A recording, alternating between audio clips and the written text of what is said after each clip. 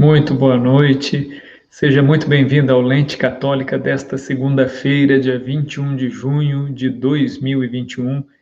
21 de junho, a Igreja recorda a memória de São Luís Gonzaga, patrono dos seminaristas. Aproveitemos no dia de hoje para rezar por todos aqueles que têm o chamado ao sacerdócio, a vida consagrada, a vida religiosa, e que se preparam para isso nos nossos seminários, nas várias dioceses do Brasil, nas congregações religiosas, que São Luís Gonzaga, que era jesuíta, rogue por cada um desses jovens e por seu chamado. São Luís também é o patrono da juventude e também é o patrono da castidade, né, daqueles que buscam viver bem a virtude da castidade. Que São Luís Gonzaga possa rogar a Deus por nós todos, pela nossa igreja no Brasil, sobretudo. É uma grande alegria ter você aqui conosco, seja muito bem-vindo. E você que está chegando, está começando a assistir essa live conosco, aproveite já no comecinho para divulgar essa live para outras pessoas, outros contatos, conhecidos, amigos, parentes, que podem se interessar por esse nosso conteúdo e certamente, né, vão também, a partir daí, divulgar para outras pessoas.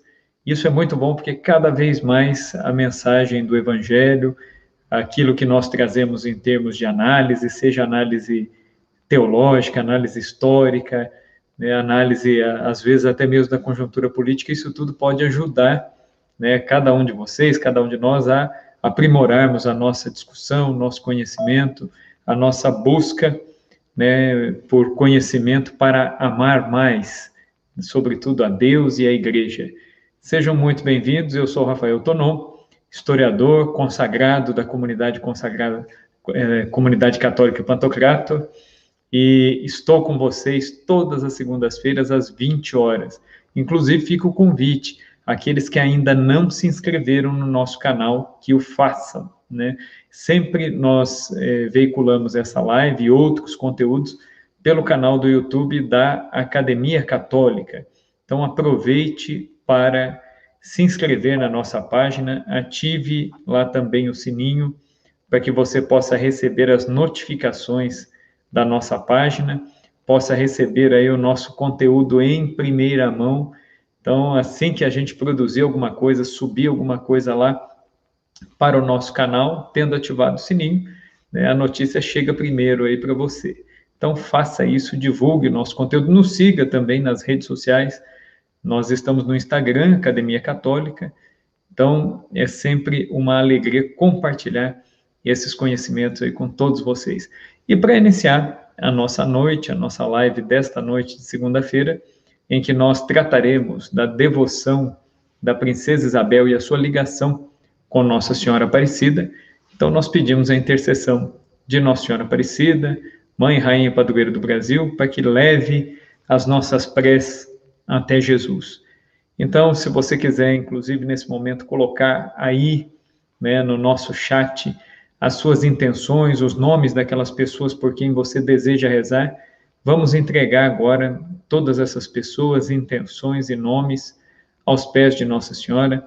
Entregamos de um modo especial todos aqueles que sofrem com este tempo de pandemia, todos aqueles que perderam seus entes queridos, rezamos por todos os falecidos, pelos doentes, pelos agonizantes, pelas pessoas que estão nos hospitais, todas essas pessoas que de alguma maneira carregam a cruz junto com Cristo, estão crucificados junto com Cristo, nós queremos entregar nas mãos de Nossa Senhora e o fazemos rezando. Ave Maria, cheia de graça, o Senhor é convosco, bendita sois vós dentre as mulheres, e bendito é o fruto do vosso ventre, Jesus. Santa Maria, Mãe de Deus, rogai por nós, pecadores, agora e na hora de nossa morte. Amém. O Senhor nos abençoe, nos guarde, nos livre de todo mal, em nome do Pai, do Filho e do Espírito Santo. Amém. Muito bem, minha gente. Então, na semana passada, quem nos acompanhou, eu havia anunciado para vocês que nós teríamos uma surpresa, né? Um convidado também historiador que falaria sobre a Princesa Isabel.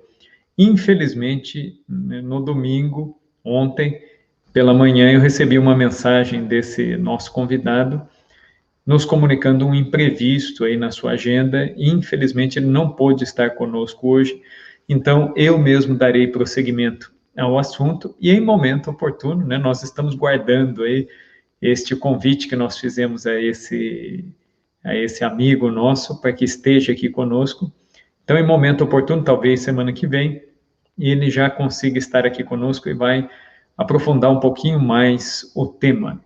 Se você chegou agora, o nosso tema de hoje é justamente a Princesa Isabel e a sua ligação com a devoção à Nossa Senhora da Conceição Aparecida, tá bom? Então, falando um pouquinho disso, eu vou retomar aqui um pouco do assunto das lives anteriores. Então, nós falamos um pouquinho, lá no primeiro dia, a respeito do caminho, do percurso da devoção à Nossa Senhora em terras brasileiras. Esse percurso, esse caminho, ele se deve muito à devoção que os portugueses tinham à Nossa Senhora, e essa devoção, ela chegou dentro das caravelas, literalmente, aqui no Brasil. Pedro Álvares Cabral, ele trouxe, né, dentro da sua cabine, uma imagem de Nossa Senhora da Esperança, que eu comentei em algumas lives lá atrás, né? Depois eu comentei com vocês que, durante a viagem desses navegadores portugueses rumo aqui ao Brasil, né, na verdade houve ali um desencontro, eles acabaram se perdendo e chegaram aqui. Alguns navios, inclusive, se desviaram e retomaram a rota e retornaram a Portugal sem terem chegado aqui, e uma parte desses navios chegou aqui no Brasil. Entre os navios que aqui chegaram, o principal navio, que é onde Pedro Álvares Cabral vinha, o navio do capitão, do almirante, ele tinha um altar portátil no convés, onde se rezava a missa todos os dias diante de uma imagem de Nossa Senhora da Piedade, né? Maria, mãe de Jesus, com Cristo morto no colo. E a missa era rezada diariamente pelo Frei Henrique Soares. Então, o Frei Henrique Soares, também chamado de Frei Henrique de Coimbra, ele será o capelão dessa viagem e depois vai rezar a primeira missa aqui no Brasil. A primeira missa foi rezada no dia 26 de abril de 1500, numa das ilhas, né, ali da Bahia, e depois, no dia 1º de maio, a missa foi rezada em terra firme, não só numa ilha, mas já no continente mesmo. Isso no dia 1º de maio. E a partir do dia 3 de maio, que era o dia da Santa Cruz, a festa da exaltação da Santa Cruz, ou invenção da Santa Cruz, antigamente ela era celebrada dia 3 de maio, né, no calendário antigo. No calendário atual, calendário litúrgico atual, essa festa, né, da exaltação da Santa Cruz, ela é celebrada dia 14 de setembro. Então, havia essa variação, né, no calendário antigo e no calendário atual. E é curioso que o Brasil ele vai receber o nome de Terra de Santa Cruz justamente no dia da Santa Cruz, né, no dia 3 de maio de 1500. O historiador brasileiro chamado Plínio Salgado, é um historiador, um grande nome da cultura brasileira. O Plínio Salgado, nas várias obras de cunho cívico, até nacionalista, que ele escreveu para defender a identidade brasileira, ele traz um dado interessante. Ele diz que o Brasil ele foi marcado desde o seu nascimento por 3 cruzes. A primeira cruz, ela foi assinalada pelo Criador, é o Cruzeiro do Sul. Era a constelação que pairava aqui sobre o nosso território quando os navegadores chegaram e se orientaram pelo Cruzeiro do Sul. Então havia uma cruz no céu, uma cruz de estrelas, né, ali colocada pelo Criador. Então Plínio Salgado ele faz essa reflexão. Uma primeira cruz colocada pelo Criador. Uma segunda cruz que vem da herança católica que o Brasil recebeu de Portugal, que era a cruz que vinha estampada nas velas das caravelas, a cruz da Ordem de Cristo, né, que são os antigos cavaleiros templários que vão depois investir nas grandes navegações em Portugal. Os templários eles foram extintos na Idade Média. O único país no mundo em que eles permaneceram, em que eles continuaram a existir, foi justamente em Portugal. Então, e justamente eles é que promoverão as grandes navegações e chegarão ao Brasil. Então, essa é a segunda cruz, a cruz trazida pelos portugueses. E a terceira cruz, ela será erguida da madeira do pau-brasil aqui no nosso território e será plantada no chão, né, da nossa pátria, assim como a fé aqui foi plantada e deu muitos frutos, inclusive muitos frutos de santidade, a começar pelo apóstolo do Brasil, São José de Anchieta, que não era brasileiro de nascimento, mas tornou-se brasileiro de coração por ser o apóstolo aqui da nossa terra. Então, essas 3 cruzes marcaram o destino do Brasil, marcaram a origem do Brasil. E Nossa Senhora esteve presente nesses momentos todos. Depois, em 1640, o rei de Portugal, Dom João IV, irá proclamar Nossa Senhora da Conceição como padroeira não só de Portugal, mas de todos os domínios de Portugal. Portugal havia perdido a sua independência, né? O rei de Portugal, Dom Sebastião I, ele desapareceu, foi lutar numa batalha contra os muçulmanos no norte da África e desapareceu nessa batalha, a famosíssima batalha de Alcácer Quibir, né? Ou Alcácer Quibir, né? Cada um pronuncia de um jeito, né? Nós podemos aportuguesar a pronúncia, né? Dizendo Alcácer Quibir.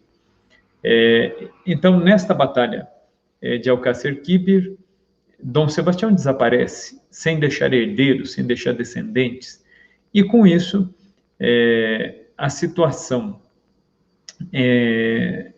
ali de Portugal se fragiliza muito, e Filipe II, que era o rei da Espanha, vai assumir o trono de Portugal e da Espanha.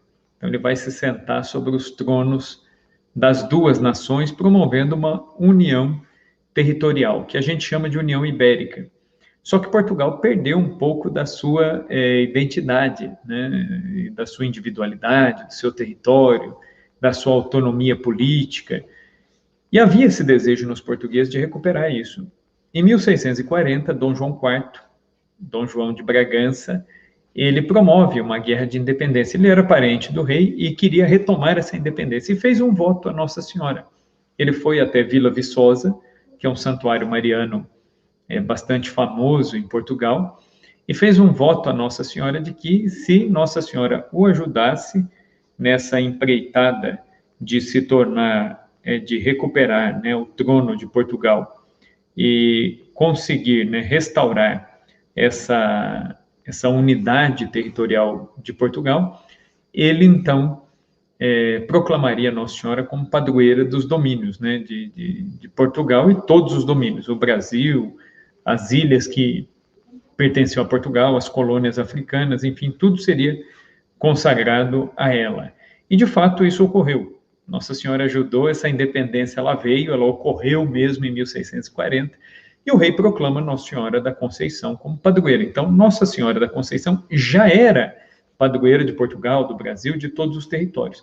Inclusive, o rei vai estabelecer uma iconografia, um padrão iconográfico que deveria ser seguido, que é a imagem de Nossa Senhora, né, com o vestido branco, o manto azul, com o vermelho grená na parte interna do manto. Um estudo que foi feito justamente na época do atentado que a imagem de Nossa Senhora Aparecida sofreu em 1978, o estudo feito pela professora Marilena Chartuni e também pelo professor Pietro Maria Bardi, que foram os restauradores da imagem, né? Nós temos aqui a réplica, né, que eu mostrei para vocês no primeiro dia, está aqui atrás de mim. Então, quando foi feito o estudo nesta imagem, né, na imagem original, né, que é muito semelhante a essa que eu tenho aqui atrás de mim, eles notaram que havia justamente essas cores da iconografia que o rei Dom João IV estabeleceu. Aí está a imagem original, vocês veem, né, agora aí no vídeo, na tela de vocês, a imagem original.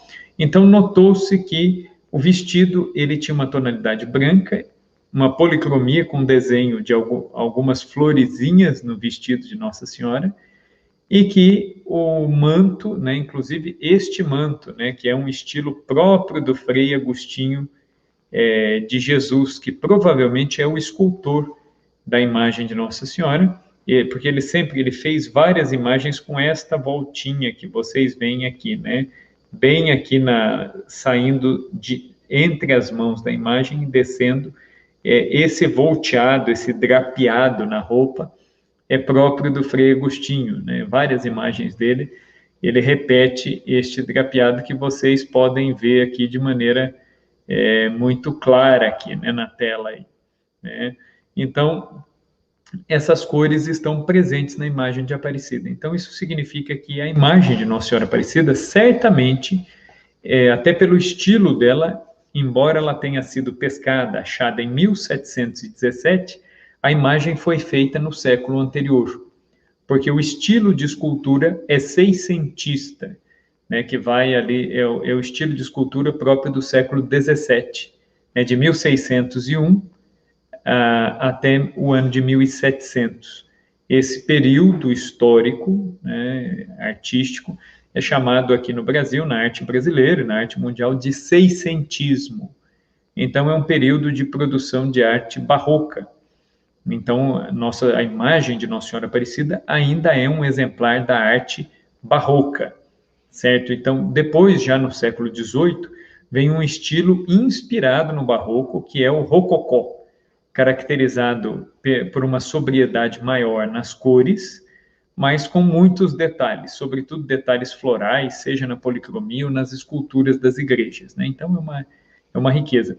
Por exemplo, a Basílica Velha, né, de vocês aqui que estão nos acompanhando, quem já foi a Aparecida, a Basílica Velha, o estilo artístico, né, das pinturas e esculturas que tem dentro dela é o rococó, né? É um estilo posterior ao barroco. O barroco é mais antigo, certo? E a imagem de Nossa Senhora Aparecida, ela é barroca, certo? E tem, então, essas características. E aí, muito bem.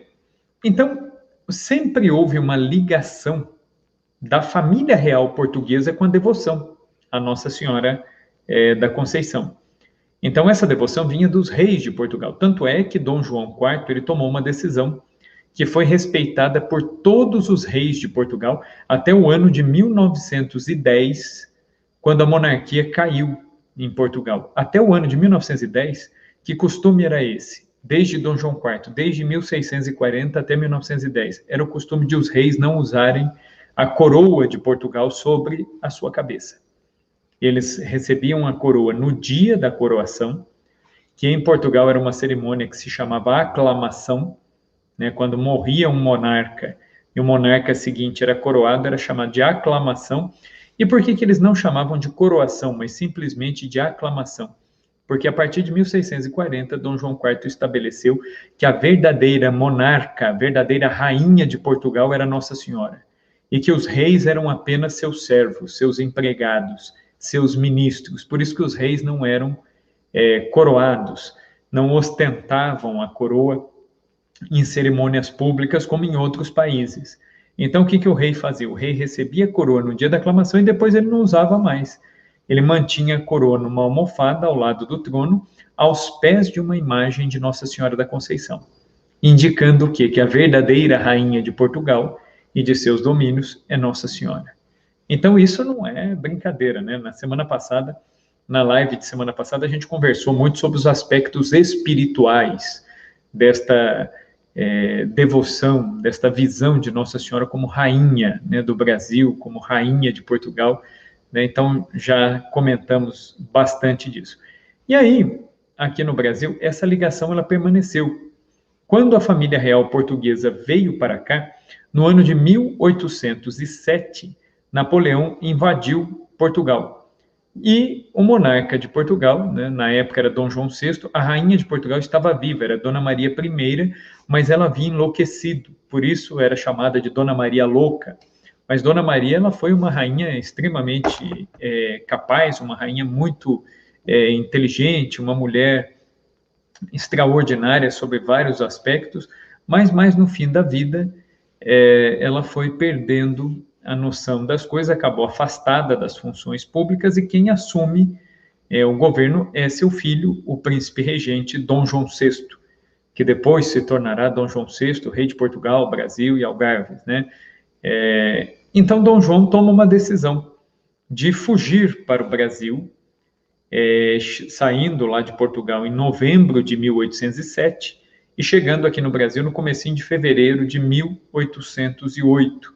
E aí a família real portuguesa vai se estabelecer inicialmente na Bahia, na cidade de Salvador, e depois vai se instalar definitivamente no Rio de Janeiro, até o ano de 1821. Dom João VI, quando ele chega aqui ao Brasil, dão conta a ele de algumas igrejas notáveis, né, em que se tinha uma grande devoção a Nossa Senhora. Entre essas igrejas é citado a Dom João VI a existência do Santuário de Aparecida, que era chamado na época de Capela da Aparecida, né? E aí quando mencionam isso a Dom João, é muito curioso que Dom João, identificando que era padroeira de Portugal e portanto também padroeira do Brasil, Dom João manda um dote, uma doação à Basílica de Aparecida. Ele manda colocar uma lâmpada de prata em homenagem a Nossa Senhora, e ele mandava uma provisão. Então, o governo brasileiro pagava uma espécie de salário a Nossa Senhora da Conceição, e esse salário era usado para quê? Para comprar o azeite que alimentava esta lâmpada que ficava no altar-mor da Basílica Velha. E essa lâmpada ardia dia e noite diante da imagem de Nossa Senhora Aparecida. E isso foi Dom João VI que mandou colocar ali. Dom João nunca foi a Aparecida, mas mandou fazer essa doação, este agrado a Nossa Senhora, esse ato de devoção a Nossa Senhora. E a família real portuguesa sempre foi extremamente católica. Dom João queria ser monge, né, foi obrigado pelas circunstâncias a ser rei de Portugal, a se casar, né, mas no que dependesse dele, ele não teria sequer se casado. Era uma pessoa muito quieta, gostava muito de ler, muito de estudar, muito de rezar, era um homem piedoso, embora seja retratado na história, às vezes, como um rei bobo, como um príncipe muito fraco, né, muito suscetível a qualquer tipo de sugestão, de fala, mas, na realidade, Dom João VI foi um homem muito inteligente, extraordinário, sob vários aspectos, tá bom? Então, isso tem que ficar claro, né? Então, a devoção a Nossa Senhora, ela sempre foi uma constante entre os membros da família imperial, da família real portuguesa, depois da família imperial brasileira. Tá? E é isso que a gente vai aprofundar aqui, tá bom? Se você está chegando agora, né, logou aqui agora, colocou aqui no nosso canal agora, não sabe qual é o nosso tema hoje? Hoje nós estamos falando a respeito da ligação entre a princesa Isabel e a Aparecida, a história de Aparecida e a história da princesa Isabel. Em que ponto essas duas histórias se cruzam? Em que ponto esta grande devoção que ocupa o coração católico dos brasileiros, né? Essa devoção à Mãe de Deus invocada sob o título de Conceição, Nossa Senhora da Conceição Aparecida, né? Então, até que ponto esta devoção teve uma influência muito grande na vida da princesa Isabel, esse grande personagem histórico, né? É isso que a gente está comentando hoje, tá bom? Curta a nossa página, nos siga nas redes sociais e, sobretudo, se inscreva aqui no nosso canal da Academia Católica, ative o sininho para você receber as notificações aí em primeira mão e todo o conteúdo que a gente postar vai chegar para você aí antes de todo mundo. Então, faça isso, divulgue para os seus amigos, conhecidos, para os seus contatos. Esse é um apostolado que é mantido, é um apostolado que é realizado pela comunidade católica pantocrata através da Lente Católica. Então, essas lives, todas as segundas-feiras, elas são promovidas pela Lente Católica. A Lente Católica é o título que nós demos a este apostolado, que procura dar uma visão iluminada pelo Evangelho e pela doutrina da Igreja a respeito de história, da política e dos vários acontecimentos que são de interesse para a vida do cristão. Então, nos siga, nos acompanhe e nos ajude a divulgar e a crescer cada vez mais, levando o nosso conteúdo a mais gente. Essas lives, elas ficam salvas aqui no canal, né, da Academia Católica. Você está vendo aqui, o nosso endereço está aqui embaixo, ó. Então, depois, se você quiser também enviar o conteúdo das lives passadas aos seus amigos, para os seus amigos, conhecidos, faça isso. Isso fica salvo justamente com esse objetivo evangelizador, de chegar a um número cada vez maior de pessoas para que Deus, para que Cristo, para que sua Mãe Santíssima sejam cada vez mais amados, honrados, e o nome deles chegue cada vez mais longe, tá bom? Muito bem.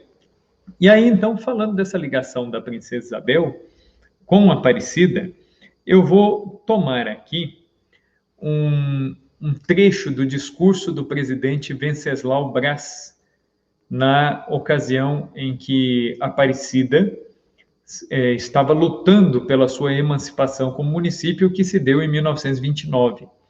Então, Venceslau Braz, ele faz um discurso falando sobre a ligação da fé do povo brasileiro com Aparecida, e ele faz uma retomada histórica interessante. Vamos ao discurso do ex-presidente brasileiro.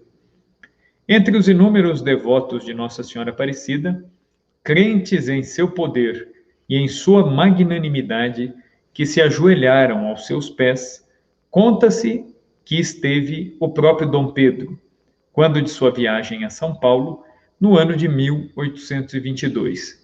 Afirma-se que ele aqui estivera, fizera as suas preces, e com estas o voto de proclamar Nossa Senhora Aparecida, padroeira do Brasil, se corressem à feição os acontecimentos de São Paulo.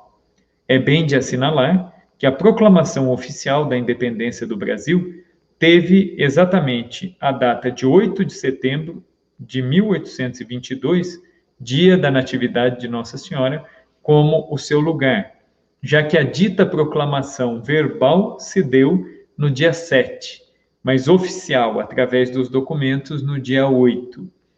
Independentemente de decretos oficiais, já hoje ninguém poderá contestar que cabe a Nossa Senhora Aparecida o título de padroeira do Brasil, conferido pelo coração da grande maioria dos brasileiros.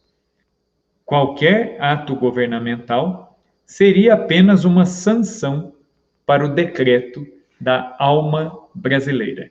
Isso aqui é o discurso do presidente Venceslau Braz, né, narrando este fato histórico da passagem de Dom Pedro por Aparecida. Essa passagem é documentada pelos atos de vereança da Câmara Municipal de Guaratinguetá, são documentos que pertencem ao arquivo da Prefeitura de Guaratinguetá, são arquivos até relativamente fáceis de consultar, e que falam dessa passagem de Dom Pedro I por Guaratinguetá. E a gente sabe que quando Dom Pedro I passou por Guaratinguetá, ele pernoitou na casa do ouvidor-mor, que era um cargo semelhante ao de prefeito. O ouvidor-mor, ele não morava em Guaratinguetá, no centro da cidade, ele morava num distrito, que era justamente o distrito da Capela da Aparecida, e ele morava num casarão ao lado da Basílica Velha, e que ainda não era esta Basílica Velha mais imponente que nós conhecemos, ela era um pouco menor, com torres mais baixas, depois ela será reformada. E indo Dom Pedro para pernoitar na casa do capitão Mor, do ouvidor Mor, perdão, o ouvidor Mor, ele convida Dom Pedro a fazer as suas preces, a ir até a igreja para conhecer a imagem milagrosa de Nossa Senhora, e Dom Pedro vai, e segundo esses relatos, ele faz esse voto, que se tudo corresse bem, ele proclamaria Nossa Senhora como padroeira do Brasil. Os documentos dessa proclamação, eles não existem. O que existe mesmo, né, é um documento da petição de Dom Pedro para que o Papa Leão XII, depois da independência do Brasil, proclamasse São Pedro de Alcântara como padroeiro do Brasil. E o Papa atendeu a esse pedido do imperador Dom Pedro I, que se chamava Pedro de Alcântara. São Pedro de Alcântara é um santo espanhol, foi amigo de Santa Teresa d'Ávila, conheceu São João da Cruz, conheceu vários outros santos contemporâneos dele, e ele era o santo de devoção da Casa Real Portuguesa. Então, daí o nome dos príncipes serem Pedro de Alcântara, e ele foi alçado ao posto de padroeiro do Brasil. Então, de São Pedro de Alcântara, nós temos documentos. De Nossa Senhora, nós temos esses relatos verbais, orais, de que Dom Pedro tinha essa intenção. Talvez Dom Pedro não tenha se dado ao trabalho de fazer um decreto ou de pedir isso ao Papa, porque, naturalmente, Nossa Senhora da Conceição já era tida como padroeira de Portugal, do Brasil, então, enfim, não haveria essa necessidade. Talvez São Pedro de Alcântara foi pedido como um plus aí, né, para diferenciar, né, o Brasil agora independente de Portugal, até mesmo em termos de devoções, de simbolismos nacionais, né? Então, talvez esteja aí essa questão. Muito bem. E aí, quando nós olhamos, por exemplo, para a vida de Dom Pedro I teve essa passagem por ali. Depois, na época de Dom Pedro, aquela provisão que era paga ao Santuário de Aparecida por Dom João VI, ela continuou sendo paga por Dom Pedro. E depois, quando veio o segundo reinado, né, que foi o reinado de Dom Pedro II, nós já não temos grande proximidade de Dom Pedro II com Aparecida. Dom Pedro II, em termos de devoção, ele tinha uma proximidade muito maior com a igreja do Outeiro da Glória, que é uma igreja de Nossa Senhora da Glória no Rio de Janeiro, que Dom Pedro visitava muitas vezes, era devoto de Nossa Senhora da Glória, enfim, também era devoto de Nossa Senhora da Conceição, mas não se fala muito dessa ligação pessoal de Dom Pedro II com Aparecida. Quem terá uma ligação muito grande será a sua filha, a princesa Isabel, né, que vocês vão ver na foto aí daqui a pouco, né? A princesa Isabel, filha de Dom Pedro II, isso, aí está a foto de, né, Dona Isabel de Bragança, né? Ela sim terá uma ligação muito grande com Aparecida, né? A princesa Isabel, ela era a herdeira do trono do Brasil. Dom Pedro, ele teve filhos meninos que morreram. Então, os herdeiros meninos, eles tinham preferência para o trono, mas eles morreram e só sobreviveram as duas filhas, né? A Dona Januária, que era irmã, Dona Francisca Januária, a princesa de Joinville, que era irmã da princesa Isabel, e a princesa Isabel, né, que é a Condessa de, né, vai se casar com um militar francês, também ligado por laço de sangue à nobreza francesa, que era o Conde Louis Gaston de, né, que é o Conde de, que vem da França para se casar com a princesa Isabel. Então, ela seria a monarca do Brasil. E a princesa Isabel, ela foi educada num ambiente muito católico. A mãe dela, a imperatriz Teresa Cristina, era napolitana, italiana, catolicíssima. O irmão da imperatriz Teresa Cristina, ele escondeu o Papa. Quando ocorreu a invasão dos estados papais lá na Itália, né, o Papa teve suas terras invadidas, o Papa quase foi morto em Roma pelas tropas do rei do Piemonte, na Itália, que invadiu mesmo o Vaticano, os territórios do Papa, saqueou os territórios do Papa, roubou muita coisa. E o irmão da imperatriz Teresa Cristina foi ele quem acolheu, ele escondeu o Papa. O Papa, na época, era o Papa Pio IX.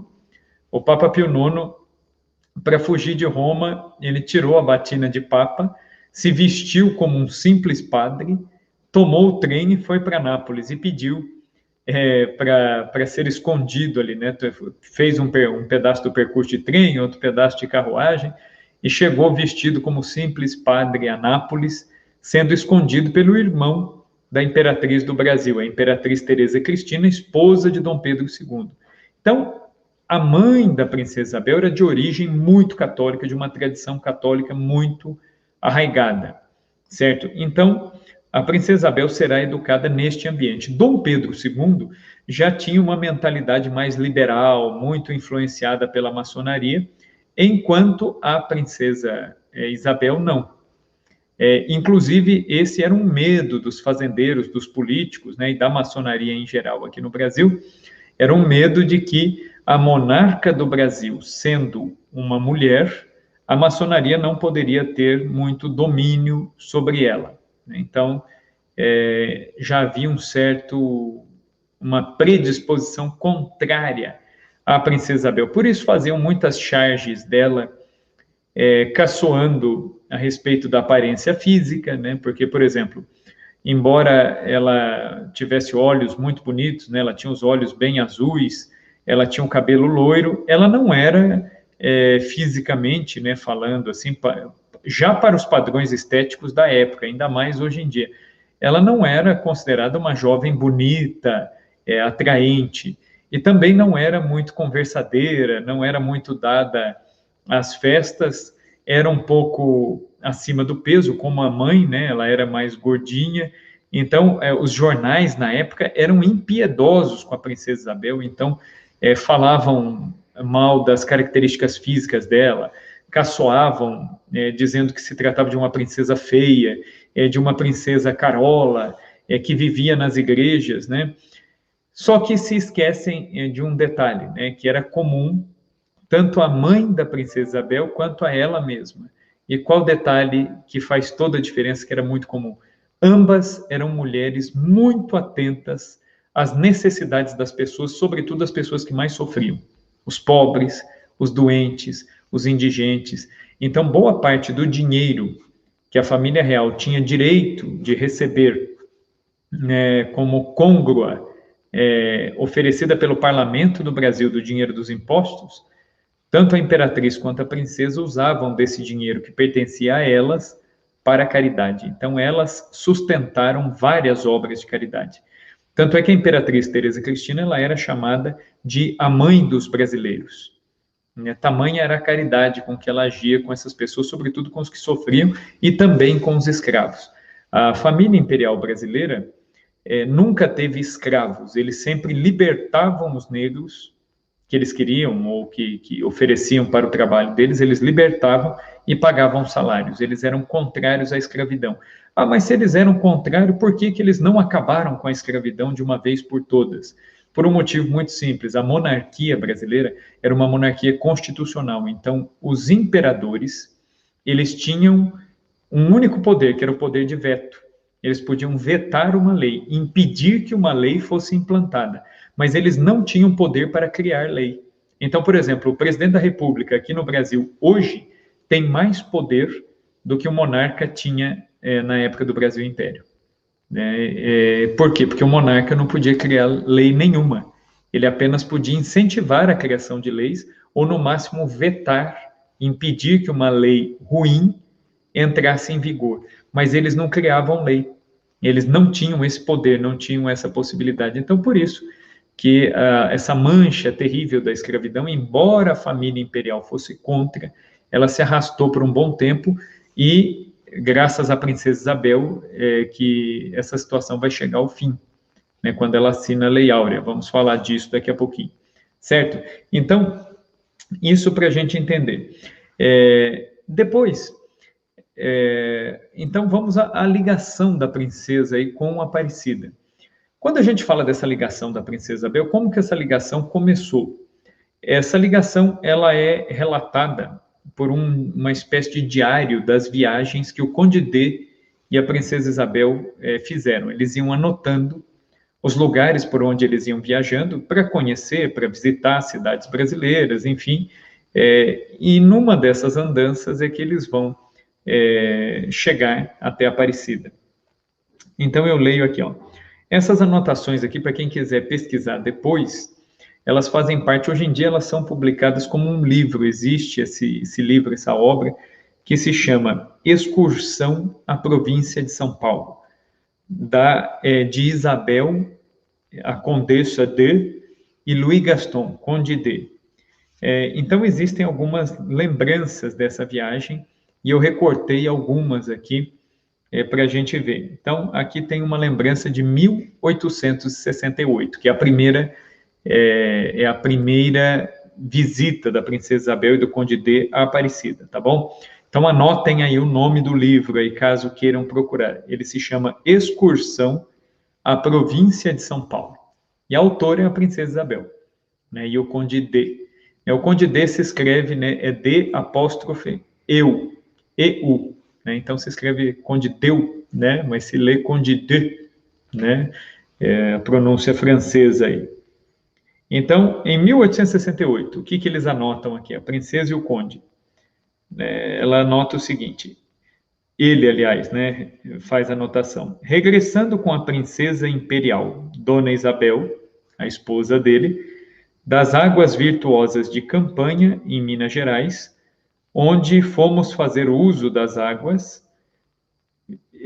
então visitamos no dia 8 de dezembro, após algumas etapas e algumas paradas, em algumas vilas paulistas, a capela da milagrosa Nossa Senhora Aparecida, feita padroeira do Império por Dom Pedro I. Olha que interessante, então, essa anotação do Conde D. Lembra que eu falei para vocês? Existe um documento dizendo que Nossa Senhora Aparecida foi proclamada padroeira do Brasil por Dom Pedro I? Não existe esse documento, pelo menos até hoje, os historiadores não acharam, né, nos arquivos aí, seja no arquivo de Aparecida, no arquivo do Museu Imperial de Petrópolis, no arquivo do governo do estado do Rio de Janeiro, enfim, né, isso já foi procurado. Pode ser até que exista esse documento e ele esteja perdido. Mas o Conde dele menciona que eles visitaram a capela da milagrosa Nossa Senhora Aparecida, feita padroeira do Império por Dom Pedro I. Olha que curioso isso, né? Então, quer dizer, isso é algo oficial, né? Porque se o Conde está dizendo...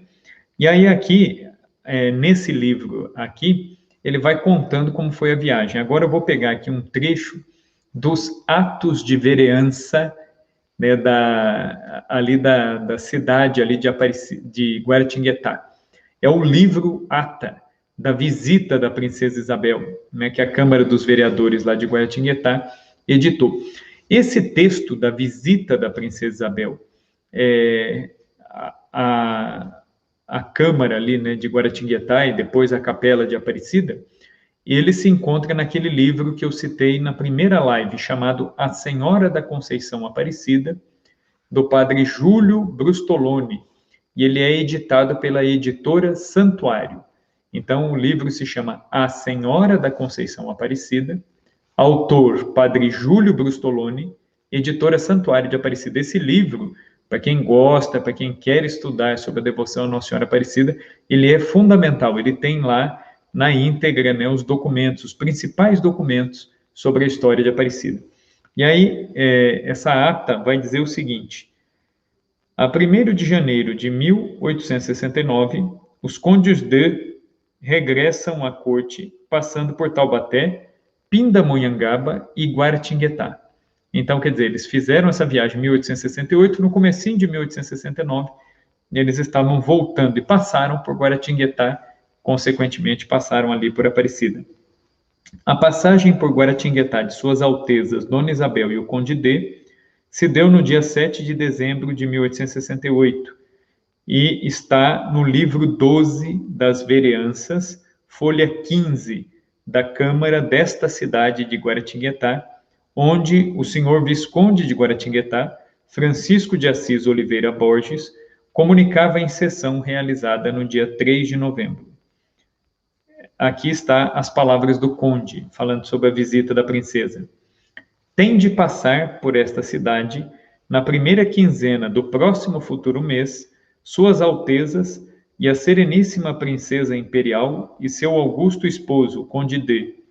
E na comunicação, todas as providências pelo faustoso acontecimento, inclusive oficiar ao reverendíssimo vigário e o mestre de capela para celebrar um Te Deum Laudamus no dia da chegada, e a fixar o edital convidando o povo também e pedindo um orçamento provincial para a feitura da ponte e da estrada até a capela.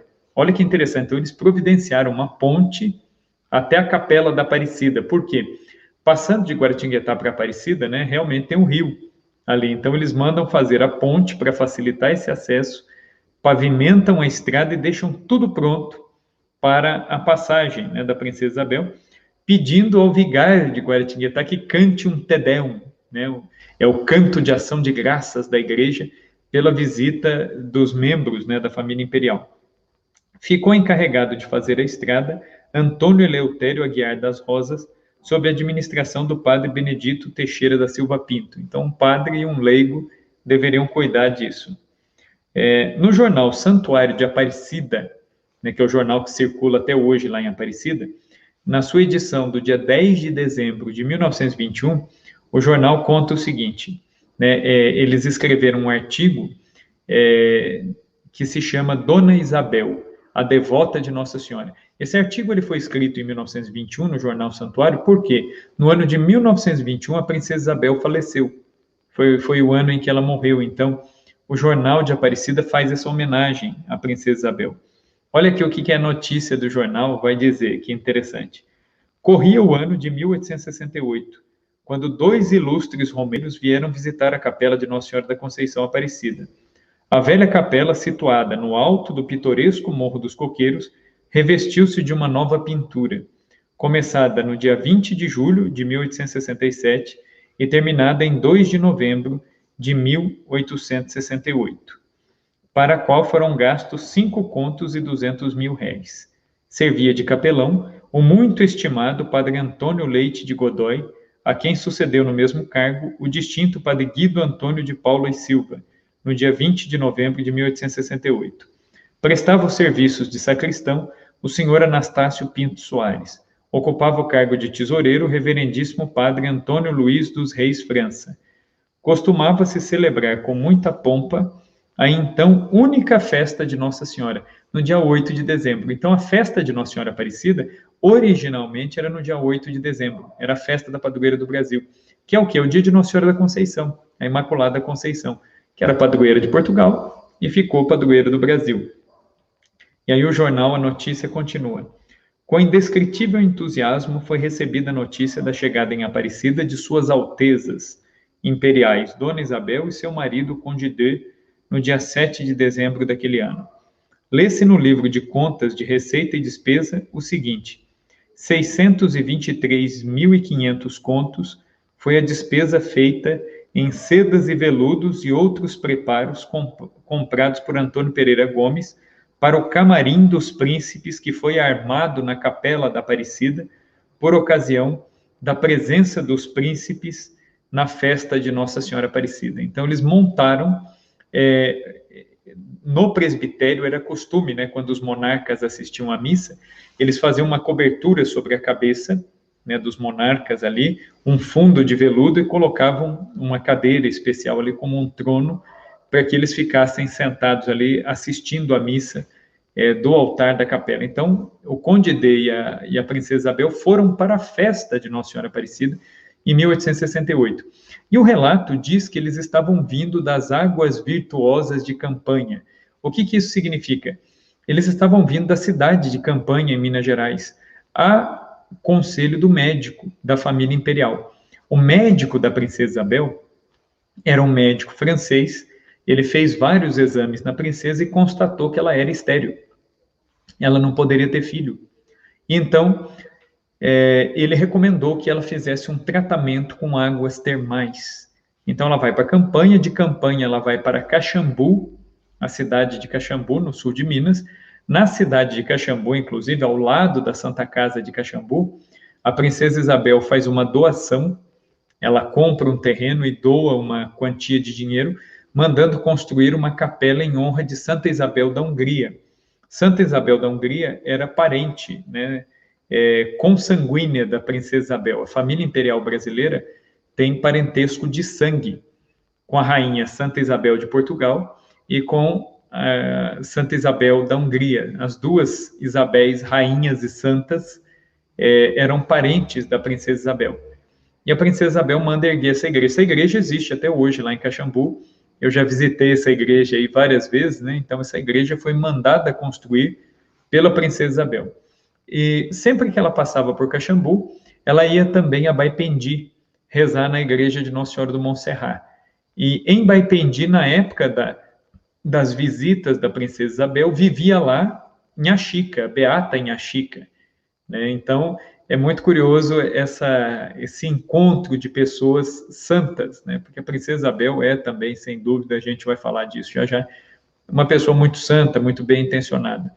E a princesa Isabel, numa dessas passagens, ela vai até Aparecida para rogar a Nossa Senhora a graça de ser mãe, que foi justamente nessa visita de 1868, tá? Então aí está a princesa Isabel com a graça recebida, né? Os seus 3 filhos, né? Ela pediu a Nossa Senhora a graça de gerar pelo menos um herdeiro homem.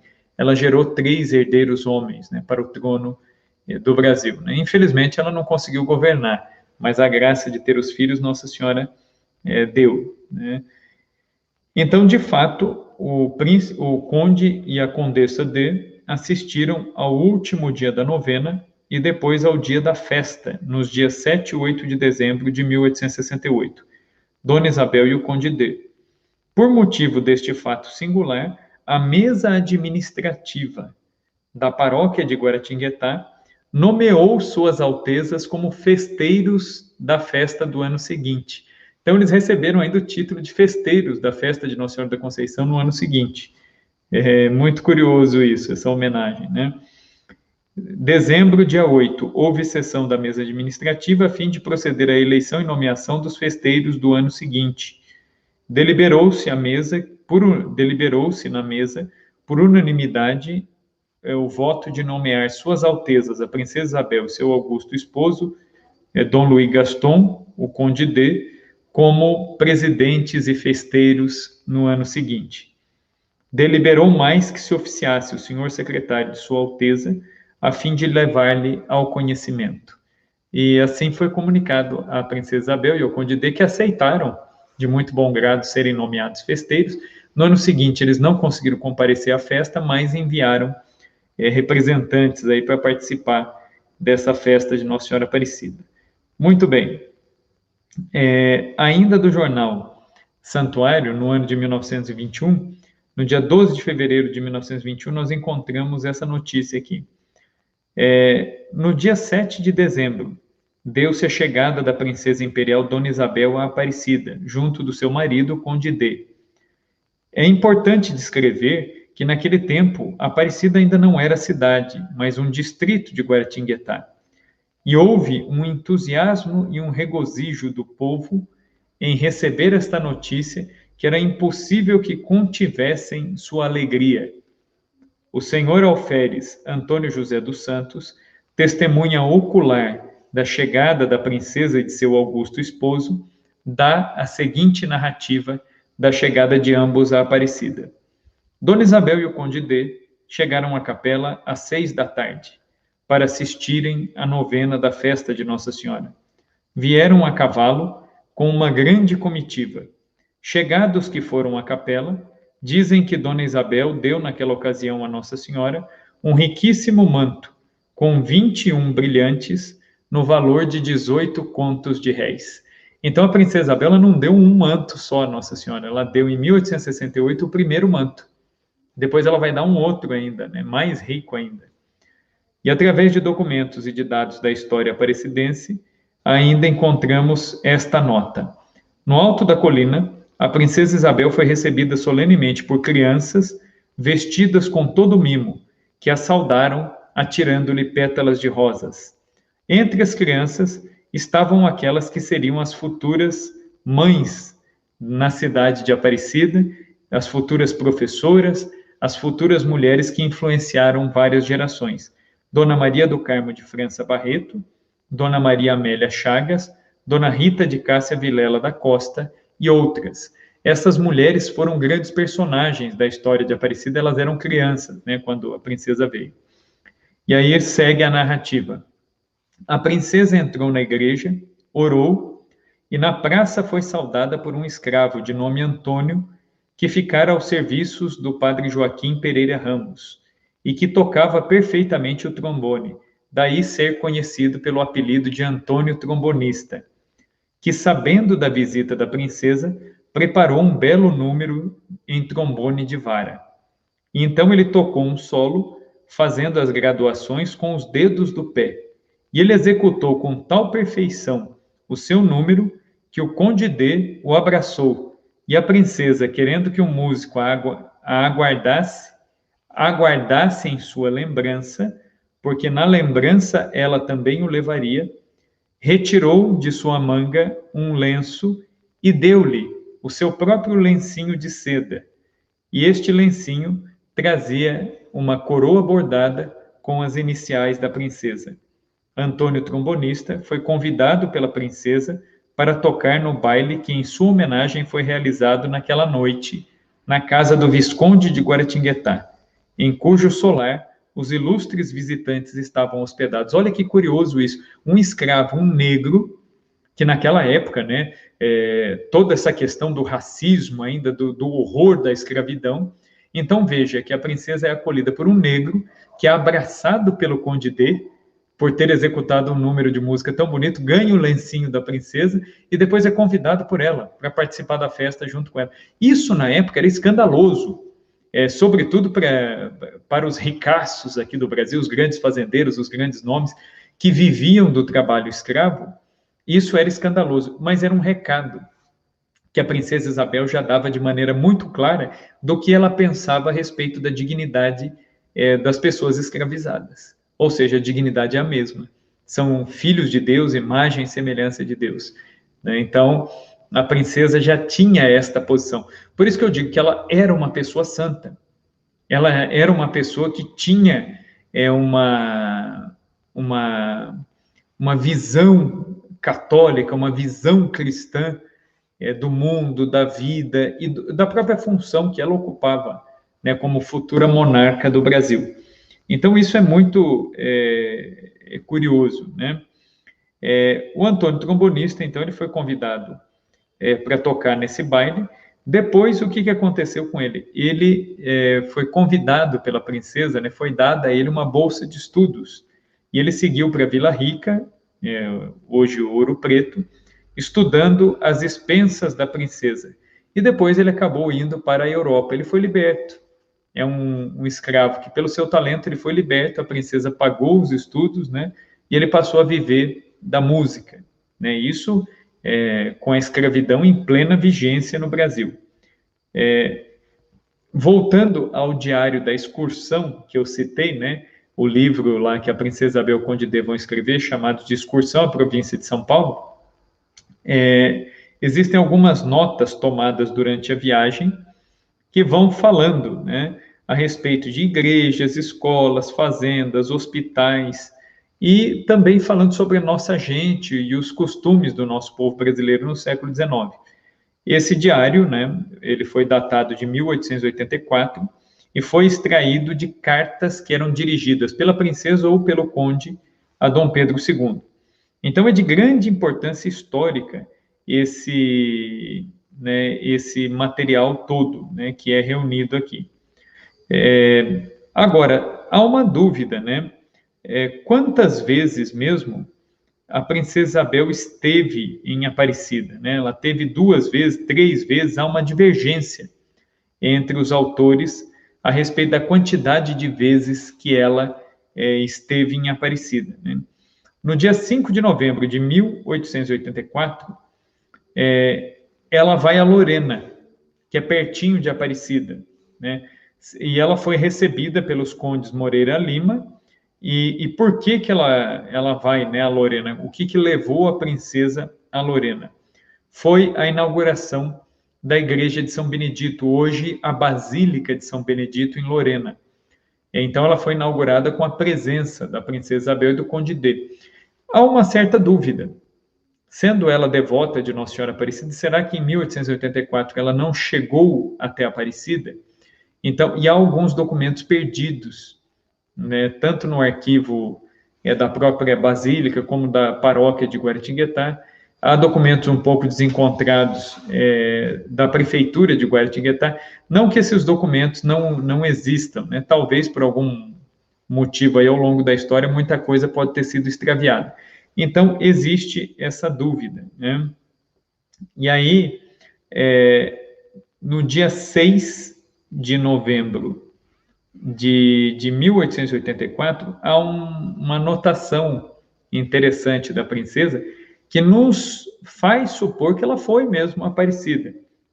Então, vai dizer que no dia 6, ela partiu às 11 horas da manhã de Lorena, e aí fala que houve uma parada em Guaratinguetá, parada para subir à capela de Nossa Senhora Aparecida, fazer oração, depois uma parada em Pindamonhangaba, uma parada em Taubaté, onde fomos bem recebidos por toda parte. Então, ela menciona que pelo menos uma parada para rezar, talvez uma parada rápida, mas essa parada ocorreu em 1884, certo? E aí, a gente vai vendo essa presença constante dela ali.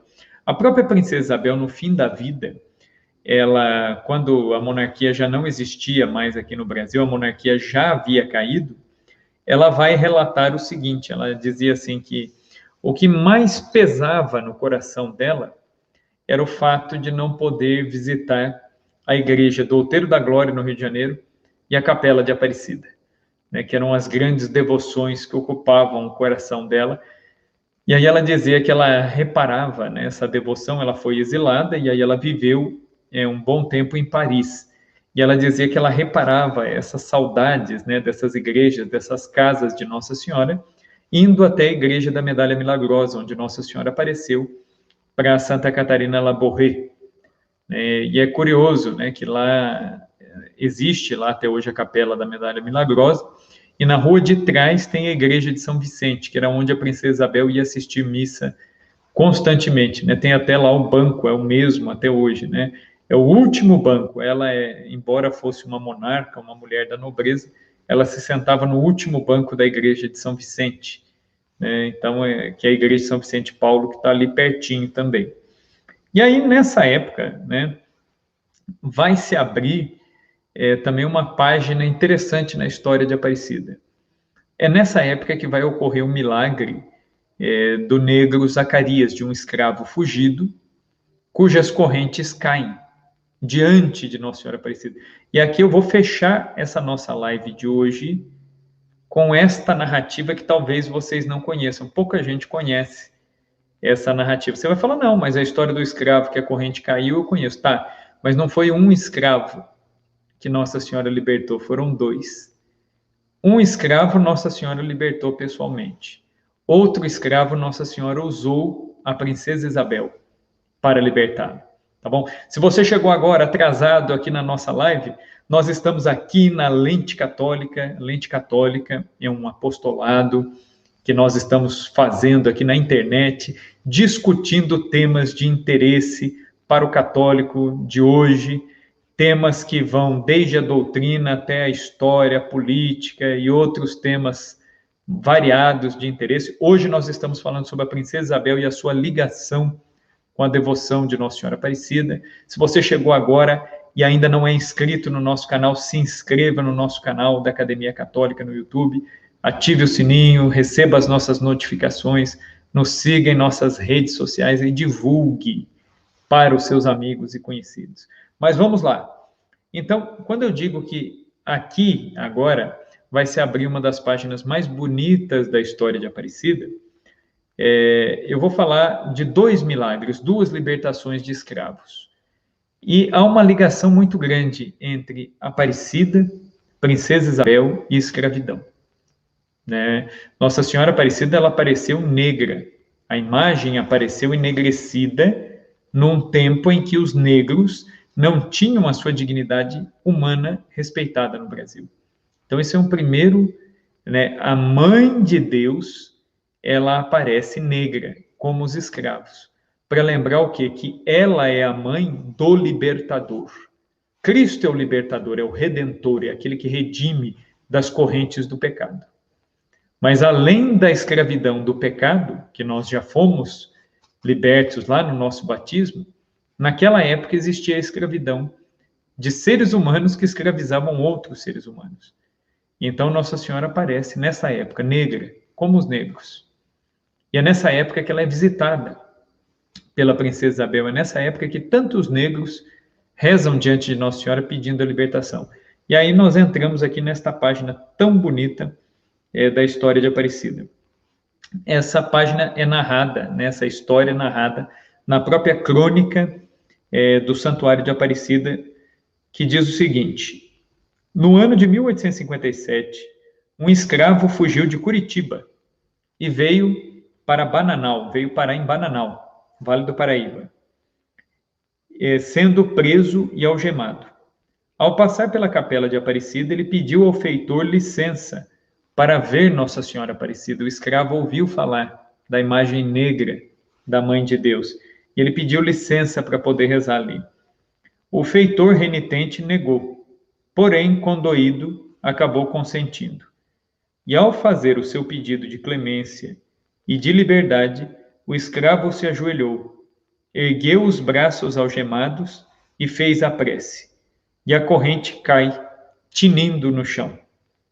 Olha, isso é a crônica da época que vai narrar isso. Foi um dos conhecidos primeiros milagres de Nossa Senhora Aparecida a correr pelas vilas vizinhas, por toda a província de São Paulo. E hoje, este milagre foi, inclusive, representado no próprio forro da igreja de Aparecida. Está lá até hoje, né? Se você olhar lá no teto da Basílica Velha, tem lá, né? Estão pintados os principais milagres de Nossa Senhora Aparecida. Essa corrente do escravo Zacarias, era o nome desse escravo. Curiosamente, essa corrente ela foi conservada, né? E ela está partida, né? Como que cortada ao meio, né? E é essa corrente que caiu ao chão, né? A princesa imperial Dona Isabel também teve na ladeira de Aparecida o mesmo gesto maternal. Olha que interessante. Então, esse escravo, o escravo Zacarias, em 1857, ele reza, pede a Nossa Senhora. Nossa Senhora o libertou, as correntes caíram. Mas aconteceu o seguinte: um outro escravo, que tinha sido preso na mesma situação e ouviu falar da história do escravo Zacarias, ele pediu essa graça a Nossa Senhora Aparecida e ergueu e mostrou para Nossa Senhora as suas correntes. E as correntes não caíram. E ele saiu muito triste dali. E calhou de acontecer o seguinte: enquanto esse escravo saía, ele cruzou com a princesa Isabel. Era o dia da visita, que a gente acabou de comentar. A visita da princesa Isabel Aparecida. E vendo a princesa, e ele descendo, né, pela ladeira, ele vê a comitiva da princesa subindo a cavalo, e ele mostrou suas correntes para Nossa Senhora e a corrente não caiu. Vendo a princesa Isabel, ele mostra suas correntes para a princesa Isabel. E a princesa Isabel imediatamente mandou soltar esse escravo. Então é interessante que no primeiro caso Nossa Senhora mesmo libertou, no segundo caso Nossa Senhora usou a princesa Isabel. E a princesa Isabel, ela atendeu ao pedido de clemência desse escravo, alforriou esse escravo, fez a carta e mandou entregar para o dono dele, dizendo que ele estava livre.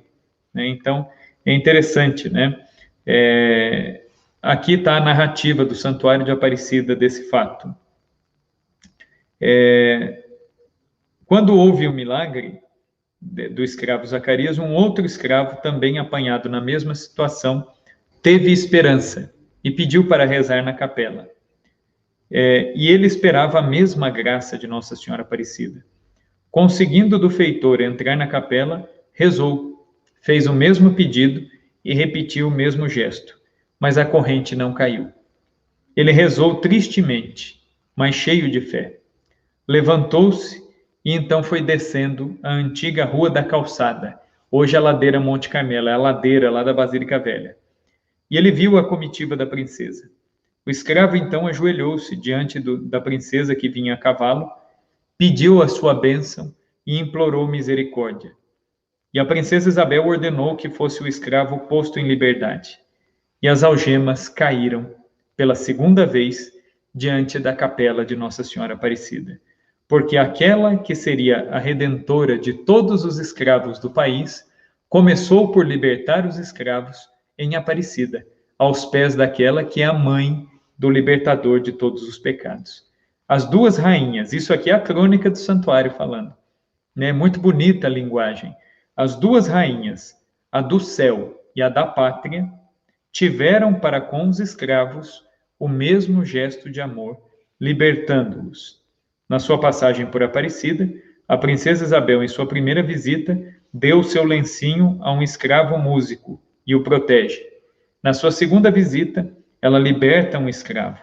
E as atas da Capela de Aparecida ainda registram outros dados interessantes a respeito dos escravos. Por exemplo, aqui está, né? Vocês estão vendo aí a imagem do Museu da Basílica. Essa daí são as correntes do escravo Zacarias, né, que estão conservadas lá no Museu da Torre da Basílica de Aparecida, né? São as correntes originais. Se vocês olharem, elas estão partidas, né? Parece que elas foram ferradas ao meio, né? Então, isso é muito curioso, muito interessante, né?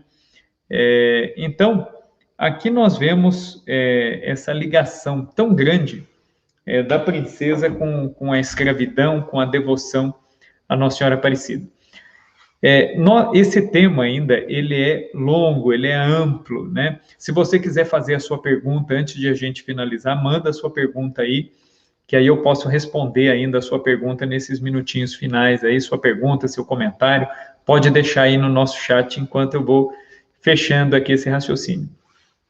E nessa visita de 1868, então a princesa fez uma visita em 1868, 1884, depois ela vai fazer uma nova visita, talvez a terceira e última, não sabemos se a princesa foi outras vezes lá, então talvez essa seja a última, que vai ser a visita de 1888, que essa é a visita onde nós iremos chegar ainda, que é a visita em que ela doa a coroa a Nossa Senhora Aparecida, é a coroa que está na cabeça da imagem de Nossa Senhora Aparecida ainda hoje.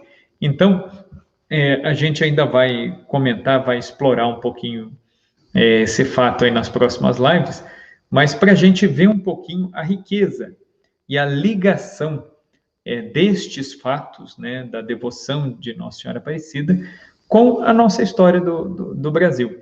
Às vezes a gente aprende, né, a respeito da princesa Isabel, que a princesa Isabel ela só libertou os negros porque ela foi pressionada pela Inglaterra, que ela não fez isso de boa vontade, que ela só fez porque os senadores e os deputados já tinham aprovado a lei, enfim, né, são alguns preconceitos ou recortes históricos que às vezes a gente ouve na escola, que a gente aprende, e esses recortes, esses preconceitos, eles acabam prejudicando, às vezes, a nossa visão de conjunto, tá bom?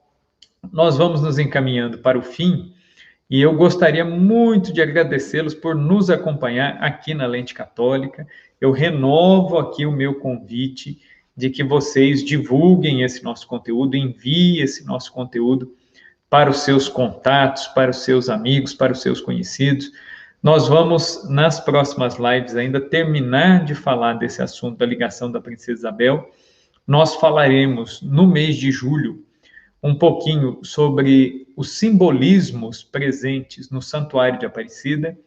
Então, eu já fechei esse daqui, eu posso até anunciar aqui, né? Eu consegui um contato com o padre Valdivino, lá da Basílica de Aparecida. Então, o padre estará conosco aqui uma noite, falando sobre o simbolismo da Basílica. Ele é um sacerdote que trabalha na Basílica e fez um trabalho de doutorado, né? A tese de doutorado dele em teologia foi sobre a teologia dos símbolos em Aparecida. Então, ele vai falar um pouquinho disso para a gente. E depois a gente vai ainda seguir aqui e falaremos oportunamente a respeito da devoção de um dos grandes santos brasileiros, a Nossa Senhora Aparecida, que foi o padre Donizete, o beato Donizete Tavares de Lima, né, na sua obra, na sua vida, nos seus muitos milagres. O padre Donizete, ele operou esses milagres, ele realizou estes milagres sempre por intercessão de Nossa Senhora Aparecida. Então, isso é muito curioso, é muito interessante e fortalece a nossa fé e traz não só conhecimento, né, mas traz também informações aí que são úteis aí para a nossa fé. Estão mandando, quando vocês mandarem, vou só mandar aqui um recadinho, eu vou responder aqui a pergunta, né? Alguns de vocês aqui que estão acompanhando a live, às vezes mandam a pergunta direto aqui no Instagram para mim, né? Então, chega aqui no meu Instagram pessoal a pergunta. Tudo bem, beleza, eu respondo. Só que se a pergunta fica aqui no chat é melhor, porque aí todo mundo consegue visualizar, tá bom? Então, o Paulo está mandando aqui uma perguntinha a respeito aqui da questão do bilhete, né, da Princesa Isabel. Quando a Princesa Isabel doou a coroa, se realmente ela pressentiu que ela não governaria o Brasil. Provavelmente sim, porque eu até comentei na semana passada isso, na live com a dona Helena, porque o que acontece? Assim que a princesa assinou a Lei Áurea, os próprios barões, os próprios grandes nomes da política brasileira já falaram claramente na lata para a princesa: olha, a senhora não vai conseguir governar o Brasil, porque libertando os escravos, a senhora vai tirar a mão de obra gratuita dos fazendeiros, eles vão se virar, vão se voltar contra a senhora. Então, Paulo, essa sua pergunta aí é bastante oportuna, mas a princesa ela tinha noção disso. Ela sabia que ela poderia perder o trono e mesmo assim, movida pela sua fé, por uma questão humana, por uma questão de fé mesmo, de convicção de fé, a princesa tomou essa decisão, tá? E aí, só para a gente deixar um breve spoiler aí da nossa live da semana que vem nós falaremos do processo de beatificação da Princesa Isabel. A Princesa Isabel, para quem não sabe, ela tem um processo de beatificação aberto. Então, a igreja está atualmente investigando as virtudes da Princesa Isabel e, possivelmente, havendo um milagre, havendo uma invocação da intercessão da Princesa Isabel e a igreja tendo uma certeza moral da santidade dela, certamente, em boa hora, a Princesa Isabel deverá ser beatificada. Então, esse processo ele já foi iniciado pela Arquidiocese do Rio de Janeiro. Mas semana que vem a gente conversa mais sobre isso. Tá bom? Um grande abraço a todos vocês que ficaram aqui conosco e mais uma vez, né, nos siga, compartilhe o nosso conteúdo e espero que tenha sido muito útil para vocês. Grande abraço, muito obrigado por essa permissão de entrar nas casas de vocês nesta noite de segunda-feira. Que Deus nos abençoe, Nossa Senhora esteja sempre conosco. Salve Maria, tchau, tchau, até semana que vem.